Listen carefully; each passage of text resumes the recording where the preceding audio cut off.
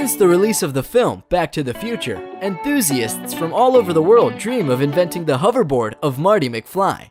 Today we will talk about the most famous flying devices, from hoverboards, powerful jetpacks, and tricopters, to large personal inventions that you can turn into a superhero for a few moments. Thank you for watching. First of all, there are two machines that remind the hoverboard in its usual form. It's Hendo and Lexus hoverboards. The old school, hovering board by Hendo. Yes, it looks like the one Marty had in the second part of Back to the Future. Not so cool, but real. But for the next couple of decades, you can forget about the opportunity to get to the office on such a board. This hoverboard is only able to fly on an aluminum or copper surface. It's basically uncontrollable and emits a loud piercing sound, which makes this invention almost pointless. The next project was Lexus hoverboard project that was started with the participation of scientists specializing in magnetic levitation. It is this technology that formed the basis for the hoverboard. Earth's gravity is overcome by cooling the superconductors to negative 197 degrees Celsius. Cooled superconductors cause the skateboard to repel from the special magnetic covering in the skate park. 656 feet of special coating, where experts have installed hundreds of small magnets under the cement and wood skate park to make the dream of Marty's hoverboard real.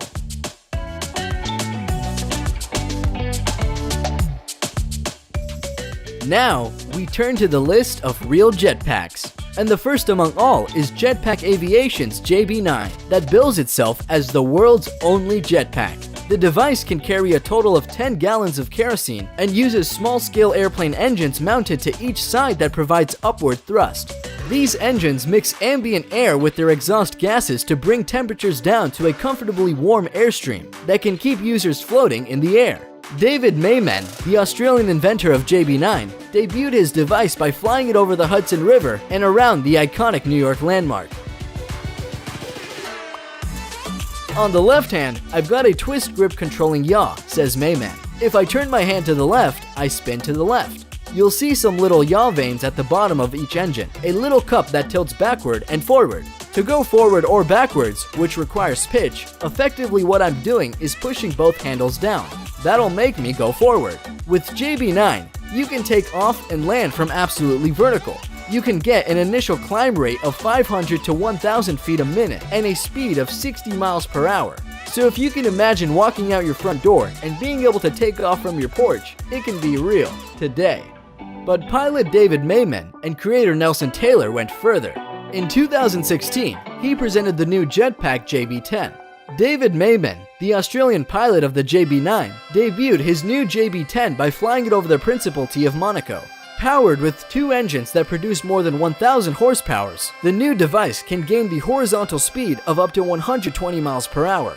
JB10 can stay airborne for 15 to 20 minutes and reach altitudes of over 10,000 feet. Unbelievable for a device of the future. Unsurprisingly, all this gyroscopically balanced truck-sized vector thruster technology isn't cheap. Jetpack Aviation plans to start selling the JB10 in 2019, but to get your hands on one, you'll need to shell out about $250,000. Amazing real-life Iron Man suit that actually flies. Meet Richard M. Browning, the ex-soldier who's created an amazing working jetpack. What's it like to fly in a real-life Iron Man suit? According to the inventor of this incredible working prototype, it's like riding a bicycle in 3 dimensions. 38-year-old Browning has developed the suit in his garage in Salisbury over the past 10 months. Propulsion comes from 6 miniature jet engines, similar to those used in jet-powered model airplanes, which are mounted on the arms and the lower back. The suit can fly in most locations, Richard says. Despite being capable of flying at several hundred miles per hour and at thousands of feet, Browning is currently exercising a bit of restraint. Besides, flying like Tony Stark is not as simple as just strapping yourself in and jetting off.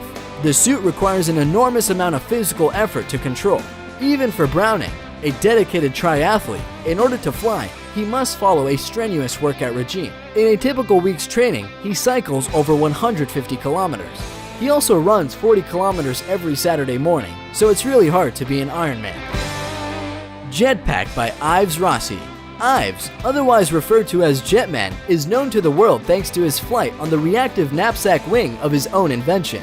On May 7, 2011, Rossi reportedly flew over the Grand Canyon in Arizona. In October 2015, Ives and Vince Refit, wearing jetpacks, deployed from a helicopter flying at 5,500 feet and flew in a choreographed demonstration with an Emirates Airbus A380, cruising at an altitude of 4,000 feet over Dubai, reaching the top speed of the 304 kilometers per hour, about 189 breathtaking miles per hour.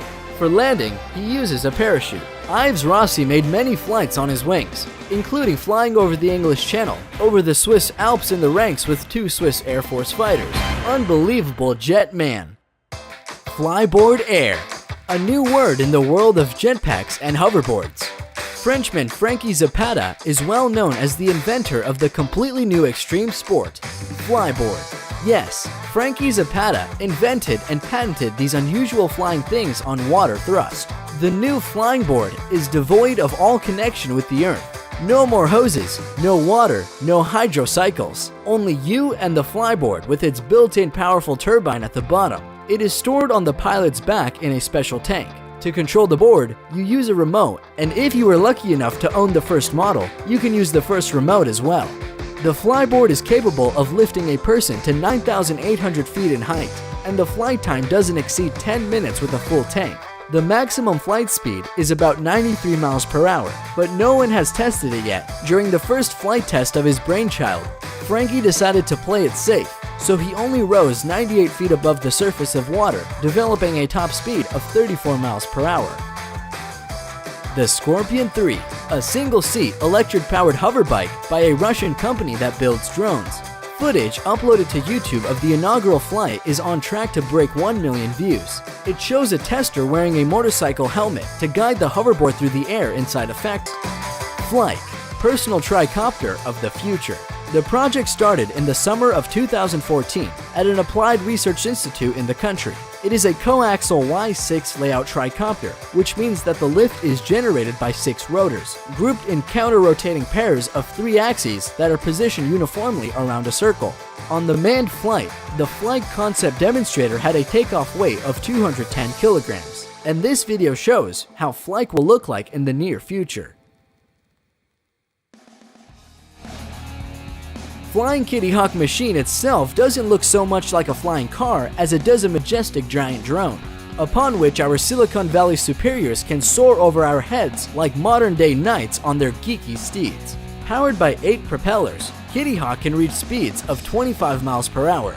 The flyer weighs only 220 pounds, which means you won't need a license to fly it, and it's legal to operate in the United States, so long as you fly it over water in uncongested areas. Des Molnar hates traffic, so he's built a flying machine. The G2 is constructed using a steel and carbon fiber frame paired with a stock Suzuki GSX R600 motorcycle engine and a carbon steel propeller. The propeller disengages with the rotor and engages with the transmission, allowing the vehicle to achieve speeds of up to 200 miles per hour on the ground and 90 in the air. Mad Max in real life.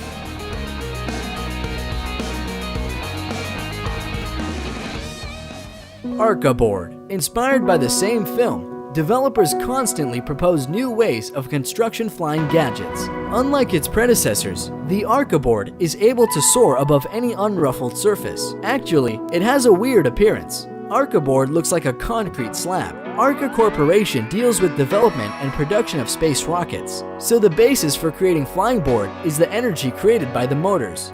The flight of the device provides 36 electric motors with a total power of 272 horsepower.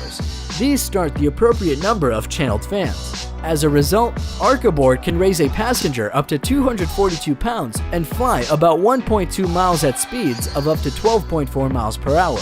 The resources of lithium batteries suffice a maximum of 6 minutes, and then the batteries need to be reloaded for 6 hours. Flying Bike by Colin Furze. A levitating bike that does not fly as low as some previous models, but this design is worth the attention. In addition to these things, Colin Furze's channel is full of cool inventions. You'll find the link to his channel in the description. Our list is coming to an end, and it's time to chill with Hammock Drone. There is a rumor that it is just a well-executed VFX trick in a commercial for Dutch insurance company.